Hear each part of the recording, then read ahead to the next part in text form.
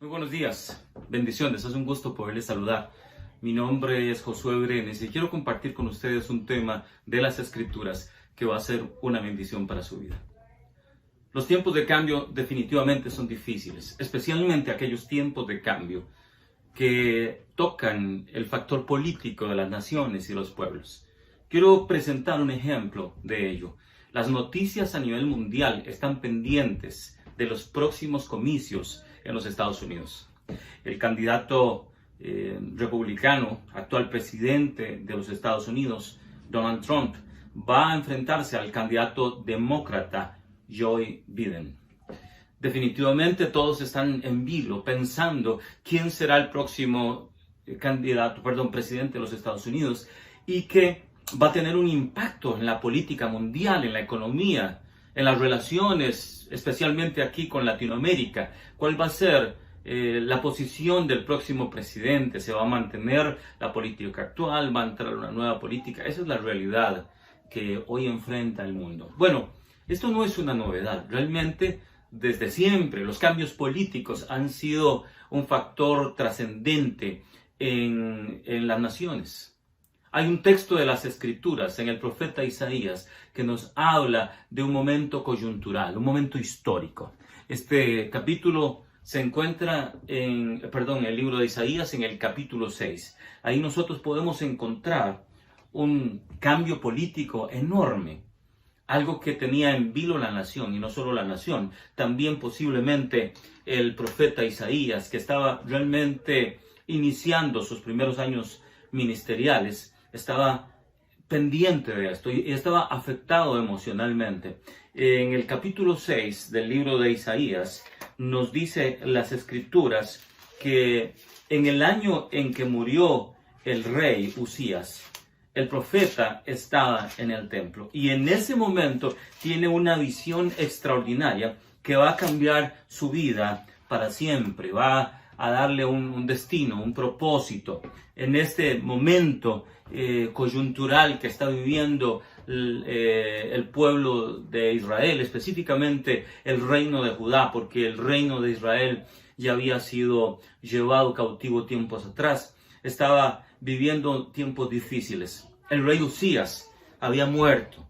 Él había reinado en Jerusalén durante más de 50 años. Mientras él reinó, había sido un reino próspero, había sido un reino bendecido, había sido un reino de paz. 50 años, más de 50 años de reinado. Pero en los últimos años pasó una catástrofe. El rey se enorgullece, se llena de dureza su corazón, dice las Escrituras en el libro de Segunda de Crónicas, y hace una locura. Entra al templo, ofrece incienso cuando a él no le tocaba, sino que era una labor de los sacerdotes. Y a causa de hacer esto, un juicio viene sobre él y se llena de lepra. Y todos los últimos años de su vida estuvo oculto, estuvo escondido. No pudo hacer una labor pública como rey porque estaba leproso. Y este hombre que había sido uno de los mejores reyes de Israel muere en una condición terrible. Así que ante esta situación encontramos al profeta y el profeta va al templo. No sabemos si adorar. Hay unas diferentes posiciones en esto. Algunos dicen que Isaías era familiar del rey Usías y algunos otros dicen que no, que era un sacerdote que tenía una relación muy estrecha con la familia real. Cualquiera que sea la razón, encontramos al profeta en el templo y ahí tiene una visión de Dios, una visión que va a cambiar su vida, como le decía, totalmente. Él está no solo buscando a Dios en su tiempo de angustia, sino que cuando está en esta situación, percibe en esta visión 3 horizontes que van a ser determinantes para su futuro y el futuro de Israel. Leamos los primeros versículos de este libro de Isaías capítulo 6 y observemos el primero de estos horizontes. Dice la Escritura en la versión Reina Valera: en el año en que murió el rey Usías, vi yo al Señor sentado sobre un trono alto y sublime, y sus faldas llenaban el templo. Por encima de él había serafines, cada uno tenía 6 alas, con 2 cubría sus rostros, y con 2 cubrían sus pies, y con 2 volaban. Y el uno y al otro daban voces diciendo: Santo, Santo, Santo, Jehová de los ejércitos, toda la tierra está llena de su gloria. Y los quicios de las puertas se estremecieron con la voz del que clamaba, y la casa se llenó de humo. Encontramos el primer enfoque, el primer horizonte que enfoca la vida del profeta. Este horizonte es un horizonte eterno, es un horizonte que le va a cambiar su perspectiva. ¿Y qué ve el profeta? Lo primero es que él ve en el templo donde está, tiene una visión celestial y ve a Dios. Esto es lo primero, él ve a Dios y lo ve como un soberano oriental, vestido con un ropaje extraordinario, sentado en su trono, con un manto que llena todo el templo. Bueno, esto era una costumbre oriental. Entre más largo y más extraordinario fuera el manto del rey, más largo llegara, tenía que ver con la gloria, con su magnificencia. Bueno, la magnificencia de Dios, el Dios que se nos ofrece en este capítulo, es extraordinario. Es un Dios que llena todo el templo, llena todo su templo. No hay espacio donde la gloria y la majestad de este rey sentado en su trono, que es Dios, va a quedar por fuera. Así que, en contraste con la muerte del rey Usías, con la pérdida de un rey bueno, hay un rey extraordinario. En este momento posiblemente no estaba muy claro quién iba a suceder al rey de Judá. Todavía no estaba muy claro quién iba a tomar el poder y el gobierno. Pero en medio de esta zozobra, en medio de estos cambios y de esta situación que se está viviendo a nivel político, Isaías observa que hay uno sentado en su trono, que él todavía está tranquilo, que nadie lo ha movido, y no solo eso, está en medio de toda su gloria y toda su majestad. Así que la visión que observa Isaías en este horizonte eterno es la visión de la majestad de Dios. Se le revela la majestad de nuestro Dios. Encontramos entonces a Dios sentado en su trono y las faldas de su manto llenan toda la casa, pero no solo eso, a su alrededor existen seres angelicales que la Biblia les llama serafines, y ellos están volando alrededor. Tienen una característica especial, tienen 6 alas parece, 2 cubren su rostro, el resto de su cuerpo, especialmente sus pies, y con 2 vuelan. Ellos están suspendidos alrededor del trono, tan cerca que de la presencia de Dios. Pero hay algo particular, es que recuerde que nadie podía ver a Dios y sobrevivir. Eso decía el libro de Éxodo. Así que ellos están cubriendo sus rostros.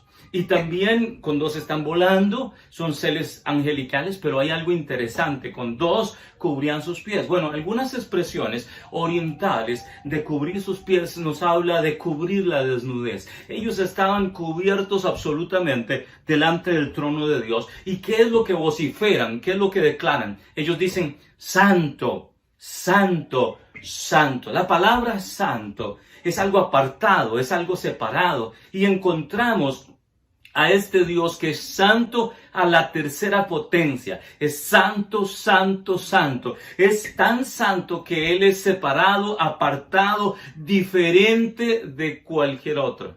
Algunos pensadores han hablado de esto, y Otto Rudolf, un pensador alemán, dice que Él es el totalmente otro. No hay nadie que se parezca absolutamente a nuestro Dios. Y esto es lo que estos serafines declaran y le permiten ver al profeta Isaías. Es cierto que había un rey que acababa de morir, que había sido diferente a todos los otros reyes, pero el rey que está en su trono no es ni parecido. Es un rey extraordinario. Nada hay en el universo, ni nada habrá, ni nada hubo que se le compare a este Dios extraordinario. Él es el que es separado de todas las otras creaciones, de cualquier otra cosa. Es un Dios único. Y estos santos, serafines, después de decir santo, dicen, y que toda la tierra está llena de su gloria.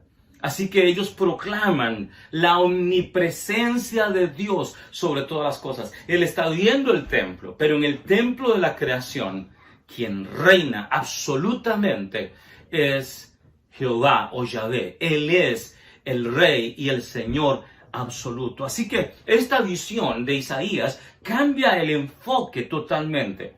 Lo de pensar en su situación política, situación emocional y su sentimiento de frustración que estaba viviendo a enfocarse en aquel que es extraordinario y que está en su templo más allá de cualquier otra situación que se está viviendo. Así que esto es importante.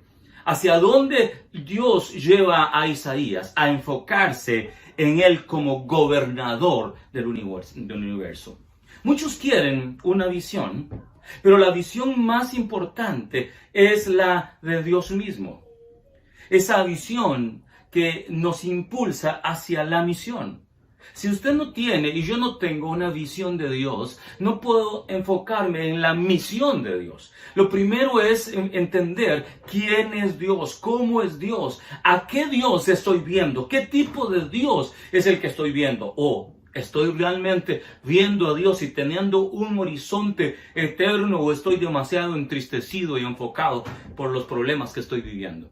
Estamos en tiempos complicados, no solo a nivel de nuestra nación, sino a nivel del mundo. ¿Tenemos un horizonte temporal o tenemos un horizonte eterno en el cual nos estamos enfocando? Es importante hacer ver que las personas o algunas personas en la Biblia que tuvieron una visión extraordinaria de Dios cambiaron su destino, encontraron una misión después de este momento. Ejemplo, Moisés, allá en Éxodo capítulo 3, después de ver la zarza ardiente y encontrándose a Dios, es mandado a Egipto para realizar su labor. Y Pablo, camino a Damasco, en el libro de Hechos capítulo 9, lo encontramos viendo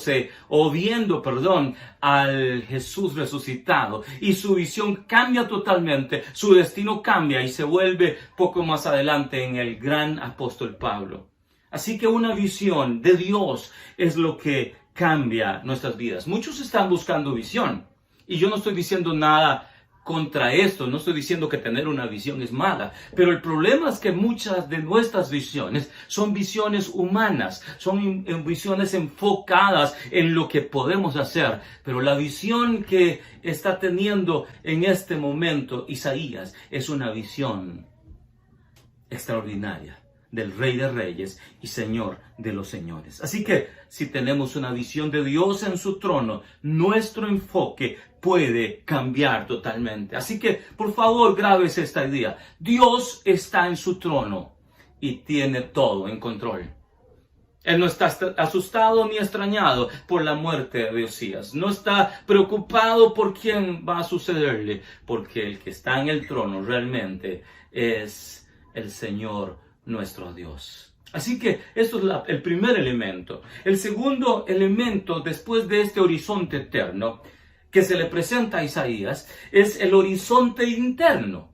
Él no solo está viendo lo extraordinario de afuera, sino empieza a ver algo que sucede dentro de sí mismo. Por favor, siga el texto conmigo y leamos, por favor, Isaías capítulo 6, versículos 5 en adelante.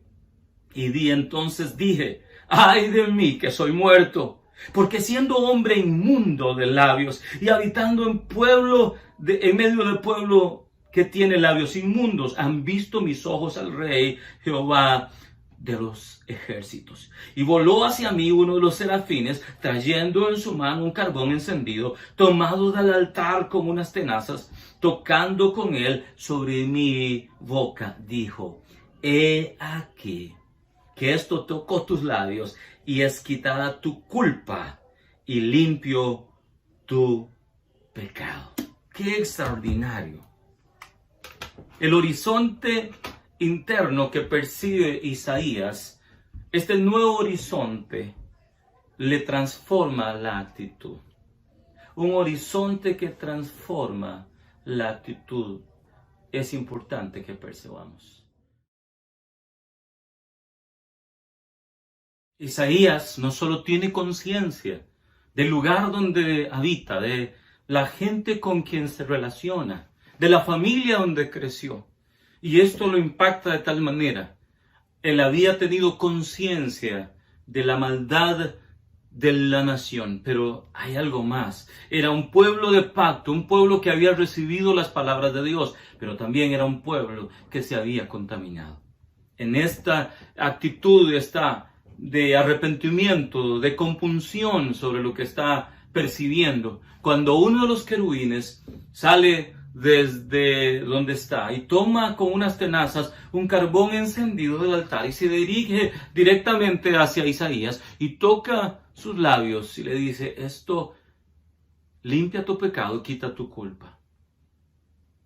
Una manifestación de la misericordia, de la gracia de Dios, hace que el profeta entienda que no es por sí mismo, es por lo que Dios hace, no es por su propia santidad, no es por su propia corrección, no es porque Él sea muy bueno, es porque Dios ha tenido misericordia de Él y puede ser cambiado y transformado. Este es un momento vital en el texto. Ahora, es importante que nosotros entendamos que muchas veces, antes de ir a señalar a otros, deberíamos mirar nuestro propio corazón. Antes de decir ay por la generación, deberíamos decir ay por la iglesia. Antes de criticar al gobierno, deberíamos tal vez tener una actitud autocrítica, porque eso pasa con muchas personas. Critican a uno y critican a otro, critican a los pastores, critican a las iglesias, pastores critican a otros pastores. Pero nosotros deberíamos tener conciencia de nosotros mismos y de nuestra propia pecaminosidad. Una experiencia con Dios, una experiencia con la santidad de Dios, de verdad nos va a llevar a entender quiénes somos realmente. No podemos tener una experiencia con Dios y quedar impávidos, como si no pasara nada con nosotros. Realmente esta experiencia con Dios, esta mirada hacia lo eterno, también nos va a llevar a una mirada hacia lo eterno. Este horizonte eterno que vio Isaías también le ayudó a percibir su horizonte interno. No podemos entonces limpiar a otros si el carbón encendido del altar de Dios no nos ha tocado y limpiado a nosotros mismos. Hasta el profeta, para ser limpio, necesita saber que Dios está en control. Permítame ilustrarle con una frase muy común que dice: candil de la calle y oscuridad de la casa. Qué terrible es saber que muchos ministros, que muchos hombres y mujeres de Dios ante los ojos de los demás son extraordinarios, son luces, pero en su propia privacidad son personas llenas de pecado que no han permitido dejar que Dios tome control, o no han permitido a Dios que tome control de sus corazones y tome el trono de su corazón. Isaías sabía que no solo a partir de este momento Dios estaba en el trono del templo, también iba a estar en el trono de su corazón. Así que pregunto, ¿está Dios en el trono de tu vida en este momento? Porque recuerde, Dios está en su trono y tiene el control absoluto de todo. Se lo vuelvo a decir, Dios está en su trono y tiene el control absoluto de todo. Después de mirar a su propio corazón, el horizonte siguiente es el del destino de la nación. Un horizonte que clarifica el mensaje del profeta. El rey busca un mensajero. No el rey que murió, ni el rey que viene. Es el rey que está sentado en su trono. Por favor, siga en el texto conmigo. En el versículo 8 de Isaías 6. Y encontramos esto. Después oí la voz del Señor que decía: ¿a quién enviaré? ¿Y quién irá por nosotros? Entonces respondí yo: heme aquí, envíame a mí. Y dijo: anda, y dile a este pueblo: oíd bien y no entendáis. Ved por cierto, pero no comprendáis. Embota el corazón de este pueblo, endurece sus oídos y ciega sus ojos, para que no vea con sus ojos, ni oiga con sus oídos, ni su corazón entienda, ni se convierta y haya para él sanidad. Yo dije, ¿hasta cuándo, Señor? Y respondió él, hasta que las ciudades estén asoladas y sin morador, y no haya hombre en las casas y la tierra esté hecha un desierto, hasta que Jehová haya echado lejos a los hombres y multiplicado los lugares abandonados en medio del país. Y si queda aún en ella la 10ª parte, esta volverá a ser destruida. Pero como el roble y la encina, que al ser cortados aún queda el tronco, así será el tronco, la simiente santa. Este horizonte que se le presenta parece terrible. Empieza con una pregunta en el trono. ¿A quién enviaré y quién irá? Aquel profeta que había tenido una condición de pecado en su vida y que ahora había abierto los ojos a su realidad, pero había sido purificado. Inmediatamente dice, envíame a mí, envíame a mí. Entonces la instrucción es, predícales tanto que se vuelvan sordos. Predícales tanto que ya estén cansados de escuchar. Dios sabía que no se iban a arrepentir, pero ellos no podían decir que no fueron advertidos. Y Dios le dijo, diles y diles y diles y diles. Háblales y háblales hasta que estén hartos. Porque entre más les vas a decir, más van a ser indiferentes. No van a decir que Dios rompió su pacto. Fueron ellos quienes rompieron el pacto. Dios sabía que entre más oportunidades le daba al pueblo, más endurecerían su corazón. Entonces Isaías tiene una pregunta, ¿hasta cuándo? Y Dios le dice, hasta que el juicio se cumpla. El juez eterno, sentado en su trono, el juez que con toda su gloria llenaba toda la casa, ha decretado juicio sobre Judá. Y pocos años después, este juicio se va a cumplir. Y el rey Nabucodonosor, en el año 587 a.C., va a invadir Jerusalén y va a ser destruido. Aquel maravilloso templo donde estaba Isaías va a ser destruido. Sus palacios van a ser destruidos. Una tragedia sobre Israel, porque a pesar de tener los profetas, no quisieron escuchar la voz de Dios. Pero al final hay una pequeña esperanza. Así como hay árboles que son cortados y queda el tronco y del tronco sale un brote, de ahí va a haber un brote maravilloso, porque el plan de Dios se va a cumplir y ese brote va a ser nuestro Señor Jesucristo, que va a venir para la salvación no solo de Judá, sino de todo el mundo. Pero bueno, esto quedará para otro mensaje. Por favor, piense esto. El mundo hoy está bajo juicio. Sí, como Judá estuvo bajo juicio. Está bajo juicio. Algunos están esperando el juicio de Dios, pero el juicio ya fue decretado. El juicio ya fue establecido. Simplemente está esperando este mundo la condena absoluta. Pero hay una diferencia. ¿Sabe cuál es la diferencia? Que a pesar de que el mundo esté bajo juicio, hay una palabra de esperanza. En Romanos capítulo 10 y verso 13 dice, todo el que invocare el nombre del Señor será salvo. En aquel entonces el rey necesitaba un profeta, un vocero que fuera la voz de juicio. Y hoy ese mismo rey que está sentado en su trono está esperando profetas también. Está esperando hombres y mujeres que sean sus voceros, no solo para declarar juicio sobre este mundo, sino también para declarar esperanza, que todo el que invocare el nombre del Señor será salvo. El rey todavía está preguntando, ¿a quién enviaré? ¿Quién irá por nosotros? Pero se necesita una visión, un nuevo horizonte de este mundo que clarifique nuestro mensaje. Que el juicio ha sido declarado, ha sido decretado, pero todavía hay esperanza.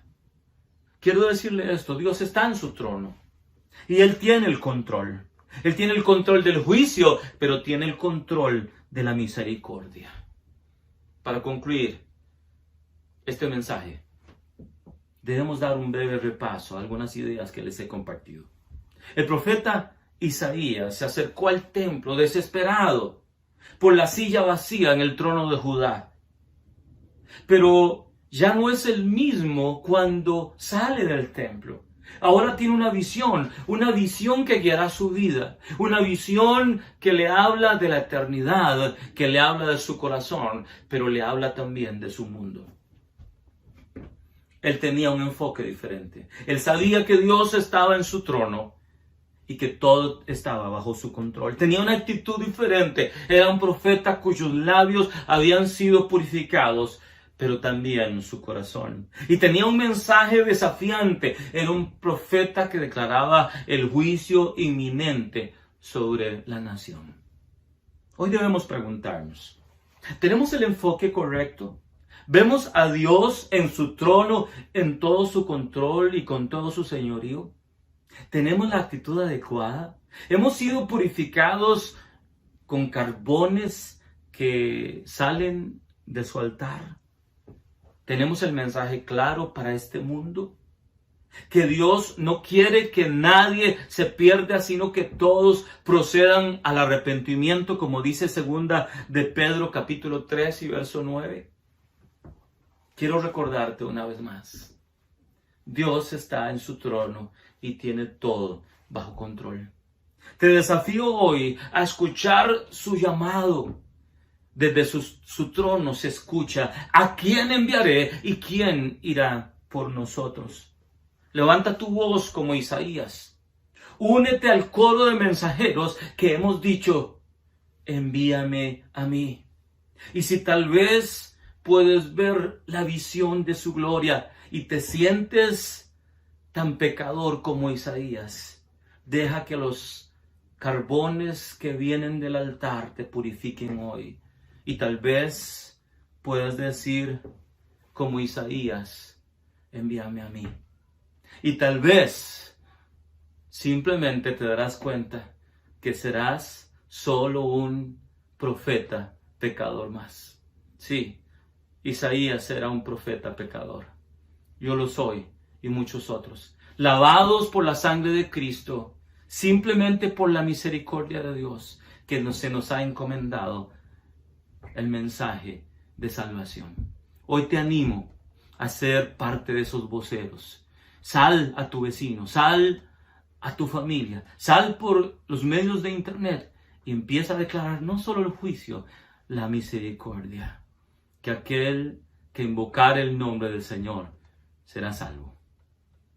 Bendiciones. Hasta la próxima.